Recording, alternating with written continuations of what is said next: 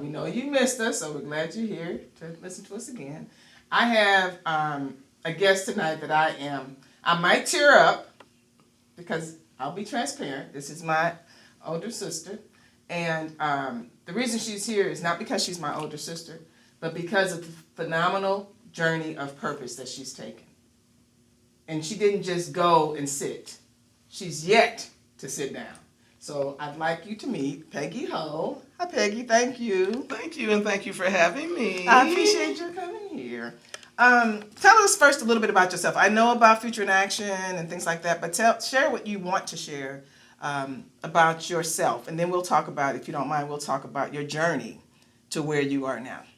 Okay, so I guess as long as I can remember, I always wanted to be in control. Yes, I can vouch for that.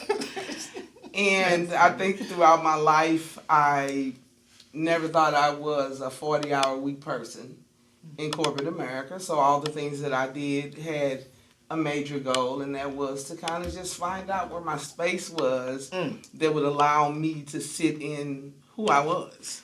Can we just stop right there? Sure. I don't want you to lose your thought, though. I love that, because that is, you could take purpose, the word purpose, and move it and put that right there. Once you find out where you fit, that's the goal. And the other energy is just getting to that place that you know you have to go to. That's good. Go ahead, Vic. I'm sorry. I just had to. No, you're fine. So in that process, I think what happened for me was you try different things. Mm-hmm. You try A, you try B, and at the beginning of trying everything, you think that that's going to be the winner. You know what I mean? So it's and then what happens is somewhere down the road, you have to reevaluate. I mean, I've sold T-shirts, I've did Tupperware, I've did artistic expressions, I did like everything, trying to figure out, you know, what was my goal? Why am I here? And that is the point. That's the point. And even I remember in high school, I used to say I never want kids. Don't want kids, don't want a husband. Just want to travel and, you know, just want to. And the funny thing is, life has a way of happening for you, because I would say that's good. The two things I'm probably the most proud of is probably my marriage and my children. You know, and through all the time of trying all these different things, my children are probably what led me to where I am today. Okay, let's stay there for a minute, because I'm privy to some of this information. Okay. So let's talk about then, to segue into purpose a little. Tell me how purpose was impacted before your kids, when they first got it. You know, in other words, I could be wrong, but I think that was a huge part of you walking into your space. Okay, yeah. So tell me that story. I think it's an excellent story. Well, I think that not wanting to have kids, when I found out I was pregnant, I got totally depressed. Because I'm like, no, this is not my life. No, this is not what I said we're doing, Lord. We explain our purpose, right? You know what I mean? So, but it's something about when you bring another human being into the world, you begin to start thinking about how to make the world a better place, because they have to live in that space. And just with my kids going to school and doing everything, I wanted something better for them. Okay, now don't hit me, but as a single person, I think about that all the time too. Okay, yeah. Just for the record. And a lot of times I share this because, you know, I tell people that I remember when my daughter got in middle school, I said, the rule in my house was August of the year you graduate from high school, you will go to college or you will go. Because mama don't take care of grown people. I mean, that's literally what I said to them. Yeah. And through saying that, I discovered a huge thing. We didn't have $200,000, which is what the average college degree costs. That's good. So because of that, you know, things just started being more intentional. Meaning, okay, how can we make this a reality? What are the things that we have to do to make this a reality? Because it's kind of like you can't tell somebody these are the rules and then you're not equipped to, follow through on that process. And I think that's the beautiful thing about purpose and positioning. It's not something you wake up one morning and you say, that's what I need to do. Yeah. You're progressing to it. Yes. You hit all these hurdles, Yes, you climb sir. all these hills, and one day you wake up and say, boom, I'm always here. Maybe this is where I'm supposed to be. Yeah. So I really want to hear about what you start doing with your kids. And that's, you're getting there. That's exciting. I mean, so the summary piece of it was I just started going everywhere I could go. Anything that had something to do with... I'm sorry, with your kids, your children. With my children. Yeah, anything that had something to do with parenting, anything that had something to do with, teaching them or reading. You remember we used to get the books from you. Anything, and then I started enlisting nieces and nephews. Mm-hmm. And, I was just an educational parent. And what happened was I realized I didn't have the money, like I said earlier. So I said, okay, what do we need to do? So I discovered one of the things we need to do is make sure that they were competitive enough on paper by 12th grade to get their own $100,000. So what made you said an educational parent, what made you think that education was valuable? I mean, I know everybody says, well, you get this or you should get that, but what made you just know deep down inside that it was so valuable you had to press in on it? Does that make sense? I mean, I think sometimes what you do is you reflect on your life and you say, how could my path have been a little bit easier? That's good. That's good.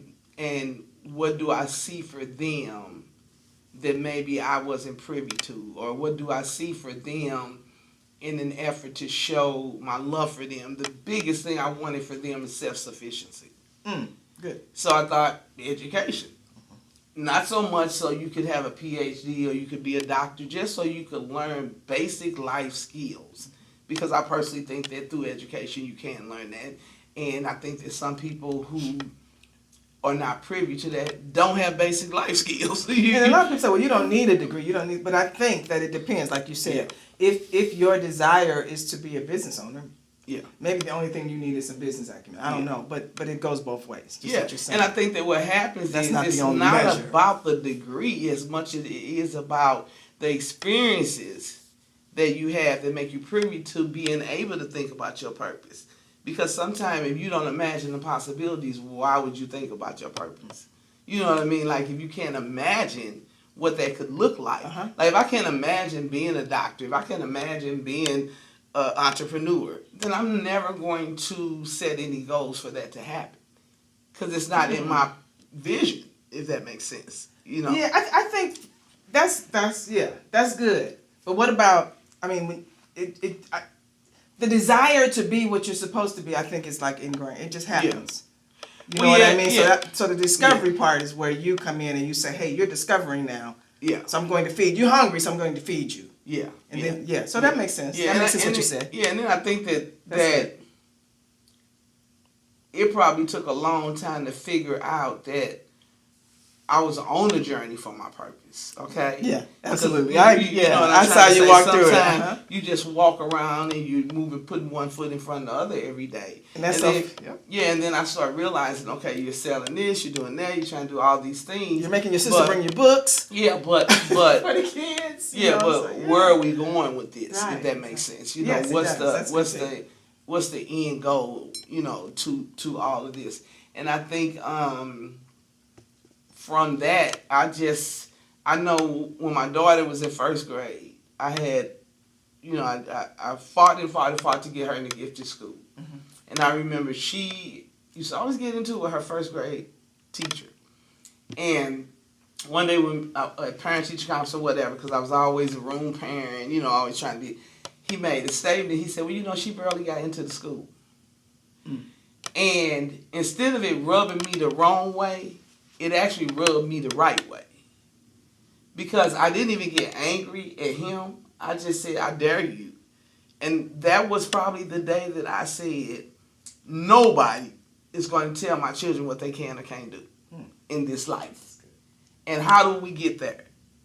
Boom, education. You understand what I'm trying to say? So even some of her struggles made me reach out to Civ and made me, be more conscious of homework, be more conscious of getting them involved in community events, getting them involved in becoming full people.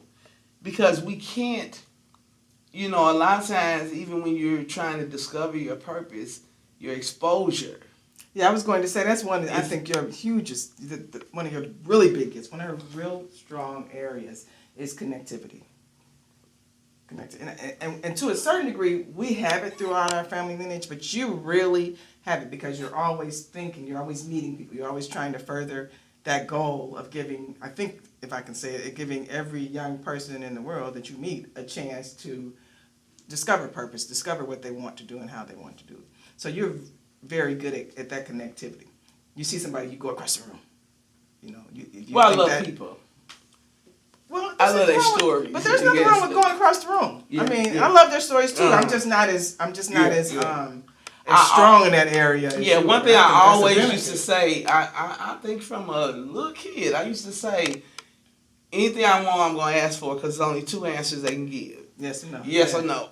You know and maybe that's how you frame. Yeah, that's how you frame that. Yeah, yes and that's good. And I remember like a lot of yeses. I used to find programs for them that were $500. Mm-hmm. And I'd be like, ooh, I really wish they could do this program. And I'd go to a PTO, I'd talk to some parents, and, you know, I had buku white parents. I mean, I stayed glued to them because they do have resources. And I think sometimes we miss that. You know, if you want to have some kind of opportunities, sometimes you have to, expand your horizon and be in the place where those opportunities can present themselves. Be open to it. You know what I mean? And it's not just about color because, I mean, black people have opportunities too. It's just that in the school that my daughter was in was predominantly white. And then quite honestly, you're right. A large portion of opportunity and power and authority and materials is in that population. And people used to say to me, how did you get Freddie in the space program? I don't know, I just did. And I didn't even have to pay any money. You know what I mean? Like, you know what I mean? Yeah, so funny. Yeah, so I think that part of, I think that you are blessed if you can be in a space in your life where you are breathing and working within your purpose. Because I think a lot of people pray for that, wish for that, want that. And the thing about it is, I think that when you're working in your purpose, you're not working. I wouldn't go that far, but not for me. I mean, I'm enjoying it, but it doesn't mean in other words, I have days where I come home and I'm like, oh my God, I'm so tired. This was a terrible day. It's probably more exhaustive than when you're not. Yeah. Because you can go to work at a place and leave that there and come home. Yeah. But when it's purpose, that means you get up at 9 o'clock in the morning. I mean, 9 o'clock at night or 10 o'clock. So let me write this down before I go back to bed. Yeah. So that's And I think that's why I never worked well with corporate America. Yeah. That's the formula. And maybe that's, I don't know. I'm a little abrasive. I'll admit that. So maybe that has a little bit to do with that. It's just that every job I had, I just felt like I knew more than my boss. Well, or at least I had ideals that were shut down. I think that's the familiar trait. That's one of the things I hate. I hate when my ideals get shut down. I hate that. I do. I'm just being honest. I hate that. So I think that was one of the things that made me want to be the room parent, or, it's kind of like I felt like walk the way you want to be. You know what I mean? So initially when you start that walk, you're not where you want to be. Mm-hmm. But if you continue that walk, because I think that success is different thing for different people, Absolutely. But I think that a lot of times we don't reach our success because the thing about success and difficulty is they are side by side. Oh, absolutely. So around the time you get ready to get to success is when it really gets hard. And unfortunately, what most of us do is say, this is complicated. This is so hard, stressful and hard. Yeah. We move back. And then we wait 6 or 7 months and we say, I need to do something with my life. And we start that process all over again, So I do think that, I'm blessed with just my life. You know what I mean? I literally... And then knowing what success means to you, too. Yeah, and it's not $1 million. Yeah, it's not $1 million at all. I mean, I think that some of the things is just, you can go and have a really hard day. And, I work with kids. If you have a hard day and I can be totally stressed. Mm-hmm. But I can be on my way home and think about all the successes of the day. Yes, absolutely. Even though it was a hard day. You know what I mean? Like, that's why kids are so amazing to work with. They get on your nerve, but they also feed your spirit. you know what I mean? Yeah, both ways. And that's absolutely true. It's because I think whatever field you're in or whatever arena you're working in, there's going to be frustration. And I think the difference between that and being in your sweet spot is that there's so much joy in that frustration that you get over it. You know what I mean? It's like you wake up in the morning, you're ready to go again. You know? Yeah. And then you get to see the fruits of a lot of what you're doing too. Oh yeah. I mean that's probably the biggest blessing. Yeah. That's the biggest blessing when you can see some of the hard things that you're doing come full circle. Mm-hmm. You know, when I could see a student that I worked with when they was 13 and now they're volunteering, you know, it really tugs at your heart. Yep. And I think the thing that I learned is that I worry less about quantity now and more about quality. I used to want to save everybody. And that can be a tough one. Yeah. That's because you can't save everybody. No, but you still worry about saving everybody. You know what I mean? So I'm saying it could be a tough one that you said you've dealt with that. You know, you don't worry. You don't feel like it's a failure if you don't do it. But that's a hard one to let go of when you're passionate and when you're in purpose. It's very hard. Especially when you sometime in the classroom setting or sometime where you got 20 kids, your goal is to make all 20 kids succeed. Mm-hmm. But your reality is just that's probably not going to happen. Right. So sometimes you want to spread yourself thin on those 20 kids.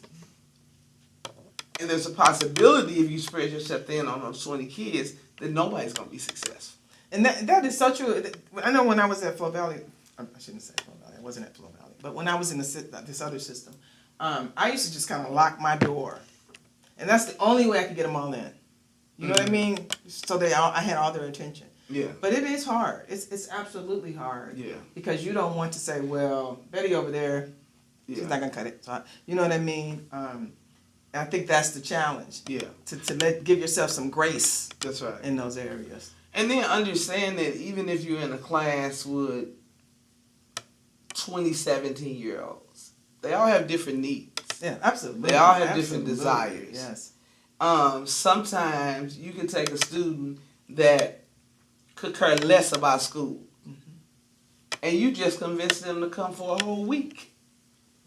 Now, that's not going to show up in red lights. You know what I mean? Like, because for some people, they're going to say, well, what's the big deal? They're supposed to come to school every day anyway. But for that particular student, that's success. You know, so Absolutely. So when you measure it like that, you do have to look at people that you're working with and just, first of all, understand that they're at different levels. And one of the things that I always say to myself, even when a kid makes me really, really mad, or if I'm doing everything and I'm like, why are you only doing this application? Why are you doing? I always say to myself, every child that comes in front of me, look at them like they're Dominique or LaFred. Okay. That's rich. That's good. Treat them like you would treat your own. You know, whether it works out. Because my kids got to beat them up because I mean, my kids up. Well, and here's the thing. I tell kids all the time, if you talk to my kids when they were in high school, they got sick of me. You know what I mean? I mean, who wouldn't? If people are expecting you to do all these things that you don't want to do, yeah, you're going to get a little bit irritated. Absolutely. You're going to get irritated. But that's okay. Because, you know, I tell kids all the time, if the good Lord thought you could raise yourself, I could be on an island somewhere in my bathing suit in the sun, you know what I mean, taking more vacations instead of worrying about when you got to go to school and when you don't. But that's so funny you said that, because I had a student to tell me that they learn through experience, and that's the way they have to learn. You know how there's the whole story about, we used to have a story about when the pilot is on when the light is on the stove, if you touch it, you know, that's on you or whatever, but your parent didn't say touch it and feel it and no, you can't do it. So I think there's a shift in that mindset a little bit. Not that they want kids to get in trouble, but I think that they are maturing more quickly and they have some of those decisions to make on their own. Yeah. When you run into that, and it's not so much with your age group, but when you run into that, how do you handle that? How do you say, well, I know you're mature enough, or I know you think you're mature enough, or I know you think this is something you need to handle, but I'm here to help you, so why would you do it by yourself? How do you show them that? Does that make sense? Yeah, that makes a lot of sense, because I think that I tell even my middle school kids, I tell them, look, I get it. Some of you have to come to school and be children, meaning follow directions, Absolutely. and then go home and be adults. That's right. That's good. So you have had to learn at a very young age how to shift. But the only thing that I can do for them is just explain to them, be aware of your environment. Yeah. If I sit here and let you do everything that you want to do, then I'm allowing you to create chaos. You know, I have in our middle school, the first class we do is appropriate behavior. That's good. And I let them make the rules, but we break it down. You know, right. It's a team effort. Yeah. The whole goal is the rule is so that we'll be successful. That's the only purpose of the rule. And they laugh at me all the time when I make this statement. Would you go in your kitchen and take a shower? No. And then they be like, who go in the kitchen and take a shower? Right. So why do you come to school and run down the hall like you're at a park? You know what I'm trying to say? So I think it's hard for them. I think it's hard for their parents. But I think it's really hard for the schools too. I admire teachers. I admire anybody that can do that 40 hours a week. I mean, it's a bit much. And they have to, that's why I guess I'm not as critical, because everybody wants you to pick a side. Oh, the school is wrong. The administration is wrong. No, the parents, if we had better parents, everything would be great. If we had better administrations, everything would be great. If we had better teachers, everything would be great. The overarching problem, and you know, this is how I describe it, it's a big old pizza pie. And it's called the blame pie. And everybody needs to take a piece. And if we ever could all take a piece and then sit down and collaborate on what piece, you know, own our stuff. Because I think everybody's doing the same thing. Yeah, we're saying kids should be accountable. Kids shouldn't do this. Kids shouldn't do that. And we walk around every day and do it. And the funny thing is, at the college level, they're thinking they should be that accountable. Yeah. You know what I mean? It's like, well, if I stick my finger in the fire and it gets burned, then I learn. Yeah. It's like, wow, exactly. You want to learn that way? Exactly. And but they think that's legitimate, and that's. And then we're beginning to lower our standards, just so everything will look normal. We're gonna lower the standards for the students. They don't have to take the ACT to get into some schools. They don't have to get this certain grade level. If they're good kids and they sit in class and they kind of do half of what you tell them to do, they're gonna be an honor roll student. You know, I tell parents all the time, grades are not an indicator of academic success. Don't fall into that trap. Because we got students graduating that can't hardly read or write. But they have a high school diploma. You know, so it's some of the papers I see. Yeah, and I'm really not saying Yeah, I'm not saying it's easy, because it's a very difficult, complex, you know, problem. But I do think that you have to look at people, and my daughter taught me this. Dami been saying this for the last 3 or 4 years, and I just I didn't took it. Look at people's intentions. Because we all do stupid things. But that is not our intention. You know, most people are basically good people, you know, so that's not the intention. So, yeah. So, purpose is hard. It's hard because sometimes you think you got it, and sometimes you think you need to reevaluate. Sometimes you think you made it there, and then you wake up the next day and you find out, oh, I still got 3 blocks to go. You know? Yeah, I always say it's a process. It's fluid, but it's familiar. It's fluid, yeah. It's also familiar. So, for me anyway, I don't think, I think there's like, oh, I didn't see that cake over there. I could put that on the table too. More, but it's not like, oh, I don't want any of these cakes. I'm leaving. Yeah, you know what I mean. If that makes any sense. Yeah. So it's a space that you belong in. Yeah. You know. Okay, so tell me a little bit about Future in Action. Your baby. That's my baby. Yeah. Well, if I asked you to tell me 2 of the greatest things about that, one for you and one for the participants, what would you give me? One for me is probably joy. That's mine. Even through the bad stuff, I still get joy, for real. Even when you're beating up a kid in the corner. I still get joy. Exactly. You got to do that for the record. Yeah. And I guess for the students, I mean, I don't know. I don't think that I could really answer what they would think. Huh? 2 for you in the back. What do you mean? I'm sorry. You are on both sides of that. I wasn't really. Okay. You did. So you asked. Well, mine is joy, What you saying? What do I think I do for the students? Yes. Well, I wouldn't say every student, but I would say what I hope I do is help them navigate, understanding, imagining the possibilities. Because that's all I want them to do is imagine a possibility. I don't want them to be doctors. I don't want them to be lawyers. You know what I mean? I just want them to imagine, turn the dream into the goal. And the rest will take care of itself. Then the rest will take care of itself. Because if you dream it, that's beautiful, but not enough. Right. But if you turn it into the goal and start working on it, 9 times out of 10, even if that doesn't end up being the end of the dream, it does end up being the beginning of the journey on your purpose. Oh, absolutely. You know, so that's kind of what I would hope that students would see from me. You know, I tell them all the time, like I used to tell my kids, my job is not to make you like me. That is not my job. That's a bonus. If they like you, it's a bonus. But the job is to help you navigate and be self-sufficient. The job is to help you, figure out where your space is or start your journey of your purpose. Absolutely. And I think for me, because mine has been mostly at the college level, and what I see is the more I push, the more they like it. Yeah. Because they've never been called, nobody, well, I won't say nobody, but they haven't heard, you could do that enough. Yeah. Right? You can do that. 4 words. Yeah. So that's probably what your energy is too. It's like, don't tell me what you can't do. Don't tell me you don't know. Don't tell me all this because I know what's in you. That's and together we're going to pull it out. That's right. That's because even when I start with a new group of kids, I always like to tell the beginning story. Because I want them to understand, I use one of my past students as an example. Because when I met her, she had a 1.2 GPA at Parkway. And she's a nurse today. So, or I may tell a story about a kid who had an IEP. Right.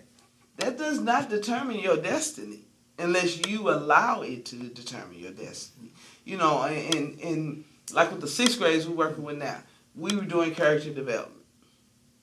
And we were asking ourselves, this is not enough. We're teaching them all these different positive and negative character traits. We're telling them why they shouldn't have negative traits once they get into the real world, how it can be damaging to them. But for this group of kids, that's still not enough. Right. So then we said, well, you know what? Let's put it in action. So this week, they're making veterans cards. Then they're going to do something to give to the senior citizen bill. Then they're going to do something to adopt a family for Christmas. Because think about it, our kids have no empathy anymore. They don't know anything about giving back.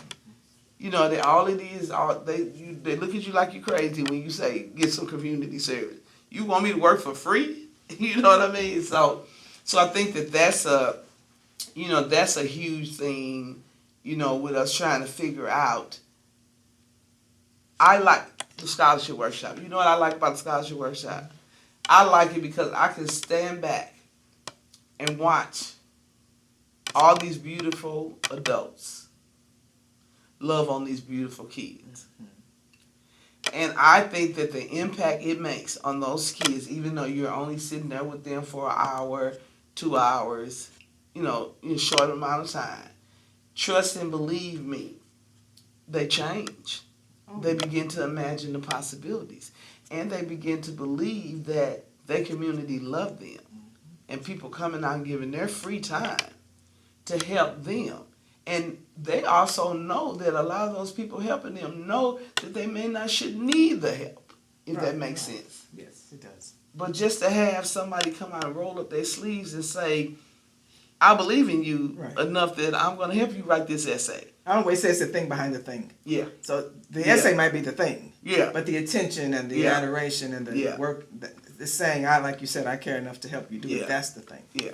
And I think the volunteers feel that way too. I think they are fulfilled to a certain extent. Oh, yeah. When it comes like that. And I agree with you, work is work. But also, because sometimes I wake up and I wish I didn't have to. You know what I mean?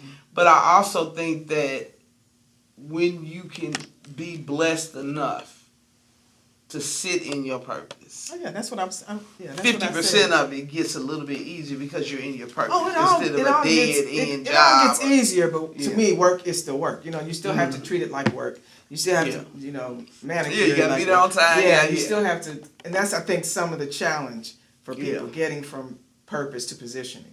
You know, if you don't treat it like it's a job, if you don't treat it like you're committed and no way out, then it won't come to fruition. It won't grow. It won't multiply. You have to, you know what I mean? Yeah. So that's why I said. Because my son asked me 2 years ago. He was like, "So what's up with Future in Action?" I said, "Well, what you mean?" You know what I mean? So he said, "Are you trying to build a legacy, or you just trying to have my time?" And I'm good, you know. And I said, to be honest, I was probably thinking have my time and I'm good, you know what I mean? Because I remember with them growing up, they used to be like, "You trying to make us do what you do," you know, and things like that. And I said, well, I would love to create a legacy, but I'm not trying to create a legacy for nobody that doesn't want that to be their legacy, if that makes sense. You know what I mean? So I said, so why are you asking? And through our conversation with him, and in terms of the conversation with my daughter, you know what I mean? That's really what even made us to try to move the needle, if that makes sense. Right. To move the needle to trying to move to the next level. And I think right now we're having growing pains, but that's okay. I think they always, I think even when you are at the next level, you're still going to have growing pains to the next level. So, it's just kind of how it works. And so I don't know if you remember this though, but I think 2004, we bought the book Purpose Driven. Yes, I do. I still have mine. Yeah, and you remember we had the notebook and we had the book, and we would talk once a week. We did a chapter, and then after the chapter, we talk and break down that chapter. And then we go and we do another chapter, and we break down that chapter. I didn't know if you remember that though, but that's a blessing. Thank you. But you don't even remember that. See, I remember that. Right. I remember that because I laugh all the time and tell people that. I remember when I got the first meeting. Lisa got me the first meeting with Parkway. Yeah. And I was like, oh, I ain't got no letterheads. I ain't got no. And I stayed up to 3 or 4 o'clock in the morning and made my letterheads, and and when I got to Parkway, I thought I was meeting with one person, and it was like a whole conference room full of folks. And I was like, okay, Lord, come on, go in here with me, because, you know what I mean? And for some reason, when I went in, I was full disclosure. And I was full disclosure. I was like, I literally made these letterheads last night. And I remember after talking to them, and I left, they asked me to leave the room. And when I left the room, they said, well, we can see your passion. But one of our concerns is you've never did this before professionally. And I'll never forget, I answered and I said, well, I just gave the story of my son and daughter.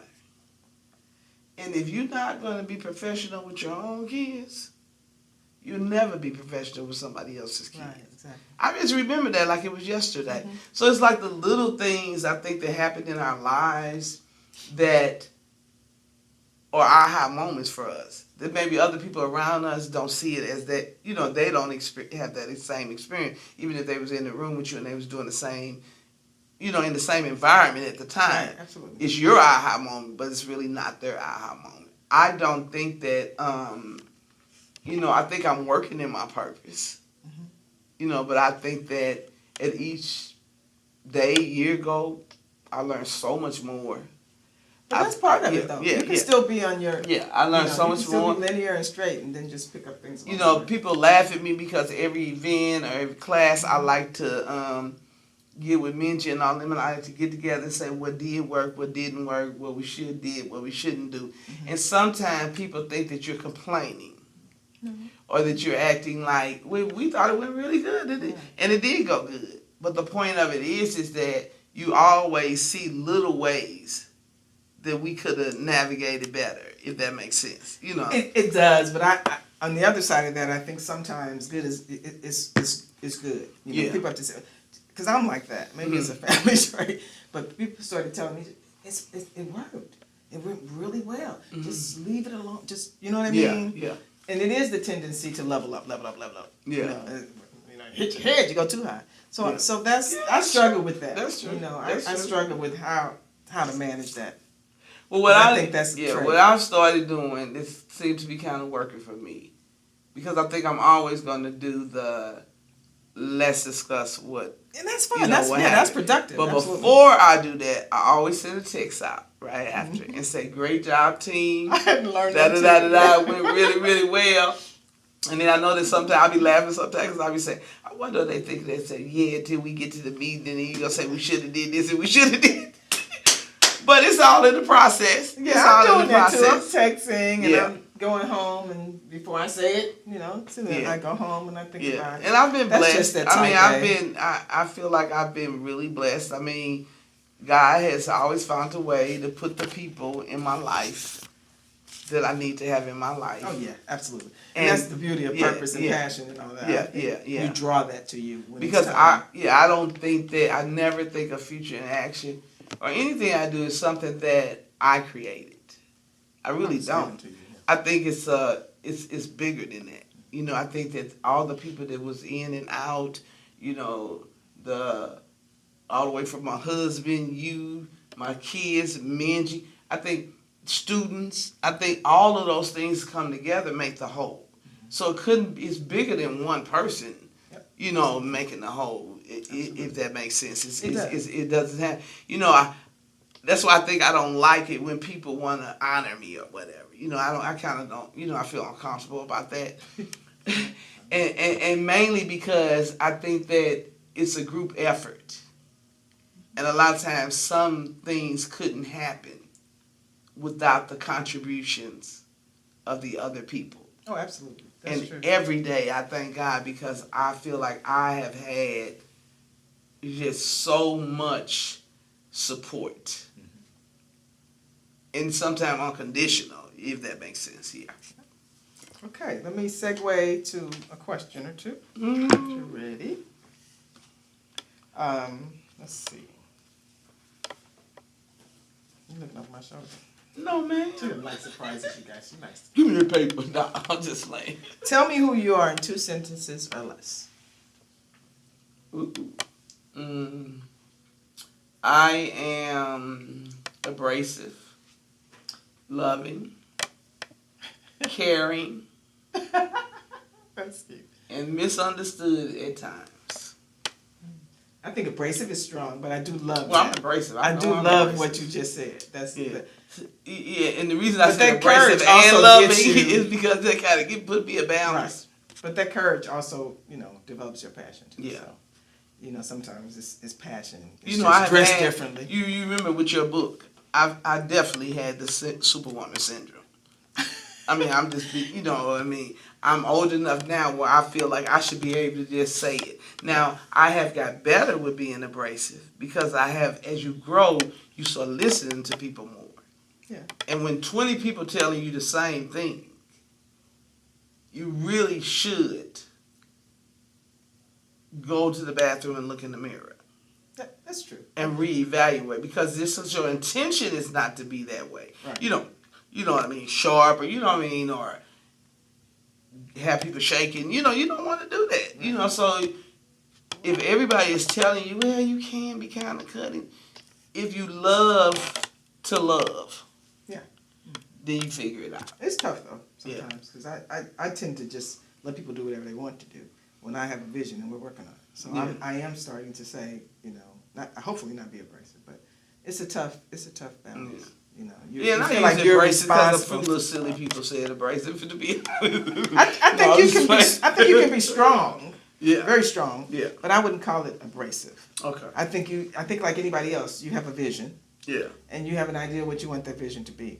And that doesn't mean you won't receive input. But at any given time, you may be so far in that vision that the last thing you need is input. Yeah, that's how I am. So it doesn't matter if it's future. Whether it's good or bad or right or wrong. I want it the way I want it. Absolutely. You understand what I'm trying to say? And I think we have a tendency in our family to be that way. But I think what saves us is we also have this these really huge hearts. Yeah. And we care about the stuff that we're doing. We're not just doing it. Yeah. So that hopefully saves us. Okay, you guys. So remember that? Right. Remember that part when you get angry. You said it. You're tired of Thompson and the holes or whatever. Okay. Okay. Question number 2. Yep. We're doing well. Okay. What do you like most about yourself? That I love to love and see love. Okay. I think that's, yeah. Okay. Why? Because love is kind of one of the greatest gifts that you can give somebody. Mm-hmm. Because when you love, you don't have the fear of lack of empathy. Because you love. When you love, you don't have the fear of giving. So you give because you love. Mm-hmm. So I think that if you have love, you're going to go around the whole world trying to make it a better place. Right, exactly. Because you love to love and you love to see love. So therefore you love to see people smiling and in love. And I don't mean love like man and woman love so much, just in general. Yeah, generosity of parents. Yeah, in general. Sometimes kids come in the room and they so angry. I mean, it could be the first day. I haven't even met them yet. Yeah. And I remember last year I told this little girl, I said, you're a pretty little girl. You're a pretty little black girl. That's what I said. I said, only one thing missing. And that's that smile. Yeah.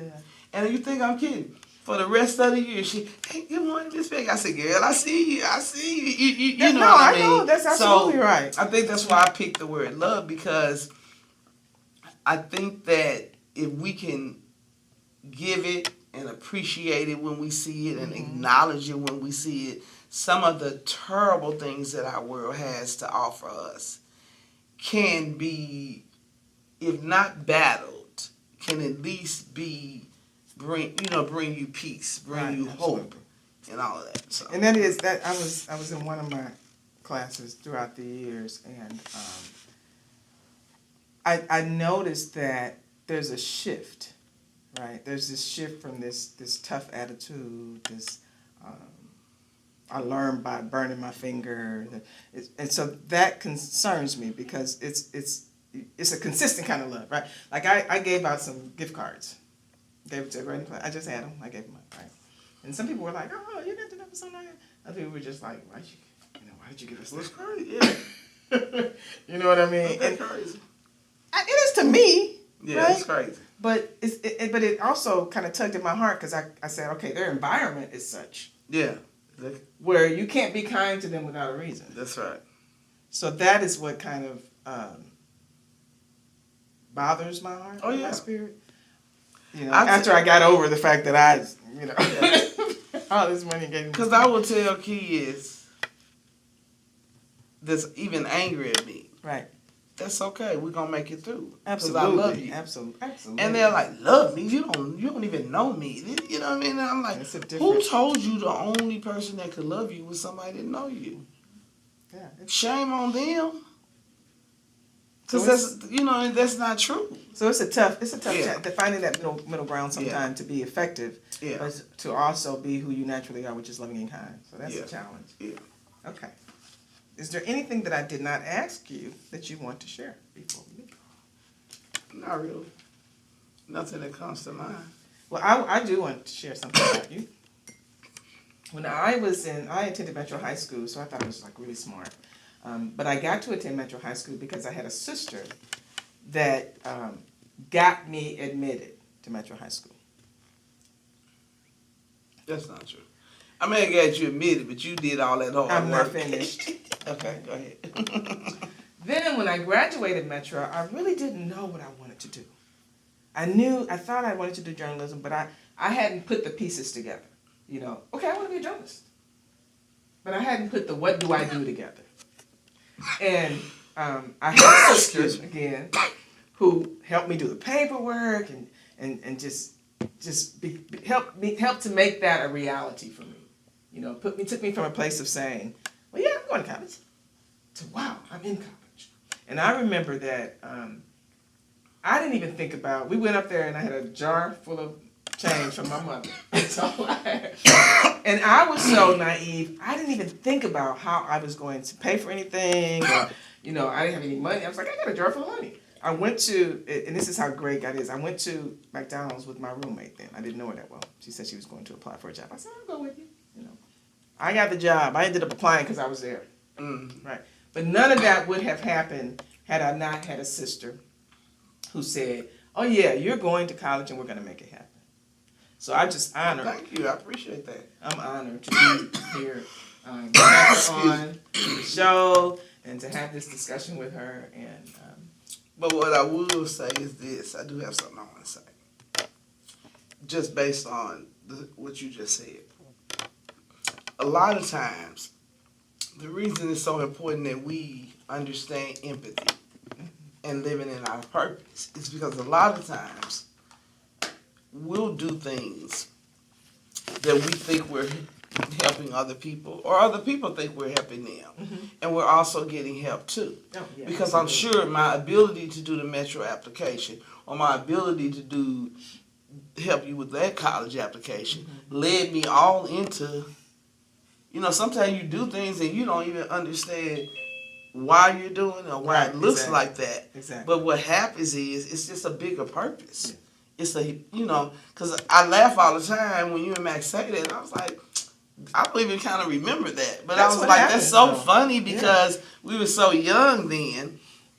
And to see that then and to see, the progression of that process, that I think that's why loving people and having empathy for people is so important, because when you love on people, you receive so much back. Absolutely. And you may not even know what you give them 20 years later. Right. That's right. So, yeah, exactly. So I just wanted to... well, I appreciate that shout out. Right, exactly. That's why I love young adults. Yeah. It takes time, but when they decide that they want to acknowledge you, and I've been in a season that people calling me saying, "You did?" I'm like, I don't even remember you. Yeah, and I tell people all the time, they think, people always say, "Oh, future next, you should be so proud." And I tell people all the time, that's not my proudest moment. It's a piece of the journey. And it's a gift to you. Yeah, but if people were to ask me, what accomplishment are you the most proud of? It's going to be marriage, because I think that's one of the hardest things to do, and being a parent. I think that's a hard thing to do too. So sometimes those things like that, or like you said, you get in school, those are catalysts that just kind of send you, kind of show you the yellow brick road, if that makes sense, when you didn't even know that you wasn't even imagining those possibilities. Yeah, I knew the what. I knew the what. I just didn't know. But I'm saying, like, the how. I wouldn't think that, come on, let's sit down and do this application would be something that you would remember 50 years later. That's the point I'm making. You see what I'm trying to say? And I wouldn't think that would then be, look how many applications I'm doing right now today. You see what I'm trying to say? So sometimes... Yeah, that's how life works. Yeah. So I wish that people would understand that giving back is also receiving.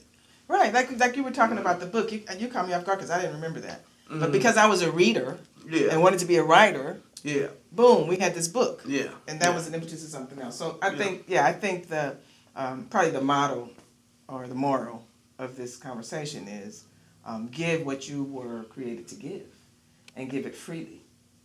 That doesn't mean there aren't some instances where you may need to charge or you're led to charge. But for the most part, if you give it freely, you'll have what you need. And I know that because we've had this ministry for I don't know how long. And we do not charge. And we've had so many young people that came in that they're 30 and out. 30, 40 years, and they're still intact. And then what you're doing. So you can give as you're led. And do what you need to do and get what you need to have. And I think we will end it on that unless you want to say something else. Amen for that one. So thank you for joining us. Oh, and thank you all for having me. I actually enjoyed it. I told you would. Yeah, you know that's I told you I'm your sister. I'll take care of you. So good night and thank you. We'll see you guys next week.